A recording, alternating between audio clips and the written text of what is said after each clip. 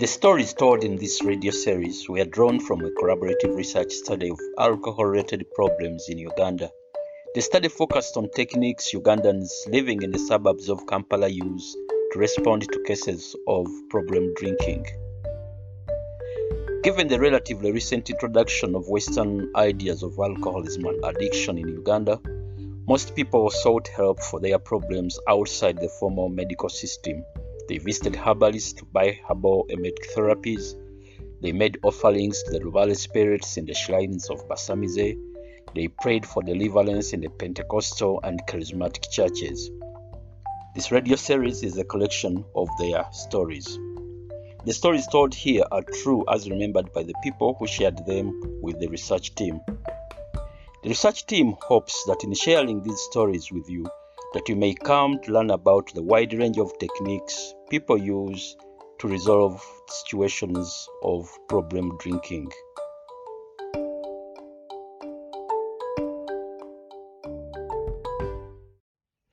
My drinking started way back in secondary school. I started out just taking a little for fun, but in 1991, when in my late teens, I had progressed to drinking crude waraji. I eventually dropped out of senior 4 before completing my exams. I had gotten a small job, but soon I quit that too. When I stopped bathing, I officially became a shame to the family. This led to several counseling sessions to help me sober up. My niece tried taking me to church of a famous Pentecostal pastor in Kampala, but that girl soon disappeared, and when she resurfaced, she was sick with HIV and died. Soon, I decided to leave the church. My paternal grandmother tried to help me with my drinking problem by giving me a herbal medicine to be taken with milk. After taking this, I stopped drinking for a short time, but soon started again. The fact that this medicine did not work was taken as a sign by my family that there were larger spiritual forces in peril that were making me drink. While most of my family members were Anglicans who refused to engage with traditional religious practices, others had already constructed traditional shrines at our ancestral home. I was taken directly there without the need to consult a healer outside of the family. Upon reaching there, I felt at peace. Soon after I arrived, the Msambwa spirit Bamweyana possessed my elder brother. Speaking through him, Bamweyana explained that I was possessed by the spirit of his wife, Nakayaga, and that he was causing me to drink as a way of demanding my attention. This was to make me acknowledge him as my husband. He said that as his wife, I needed to provide him with alcohol, shoes, baskets, spears, backcloths, and other things. Even before this, I had had dreams of a mentally ill woman, which I later learned is a sign of both Nakayaga and Bamweyana. Without further guidance, I bought a calabash of banana brew and a palm bag for Bamweyana.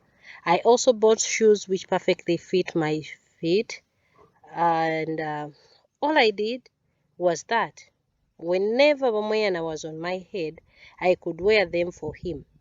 I stayed in the ancestral home for 3 weeks. On taking leave, I continued to return from time to time, each time taking alcohol with me to offer to Bamweyana. Once I began making these offerings, I gradually stopped drinking. What I learned is, if a Lubare wants your attention, it will find ways to hurt you. In my case, Bamweyana made me drink in ways that threatened to destroy my life. But once I recognized him through participation in rituals and making offerings to him, I was able to stop drinking. Several people noticed my change. These people wondered. They asked how I was able to overcome alcohol. I only told my secret to those who were closest to me. Having had several Pentecostal relatives, these surely found it hard to take this well. They knew of my problem, but would have preferred that I went for prayers in the Christian church instead. I went for prayers, but these prayers never helped me. This being said, I'm still an active member of the Anglican Church. Since that time, I moved to Kampala and started serving my ancestral spirits from my sabo in my neighborhood. During rituals, the spirits there used me as a medium to pass messages to whoever needs them. Most nights, though, we just sit and talk together. As we talk, I sell a bit of tobacco or work on the shoes I bid for sale. Even though we've all come for different reasons and from different places, we've become like family to one another.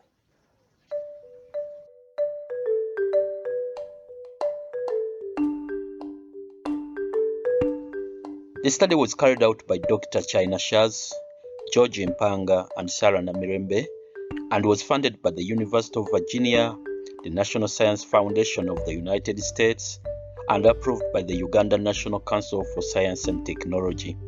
In accordance with the requirements of the Uganda National Council for Science and Technology, they have changed the names of the people involved, as well as places and other identifying details.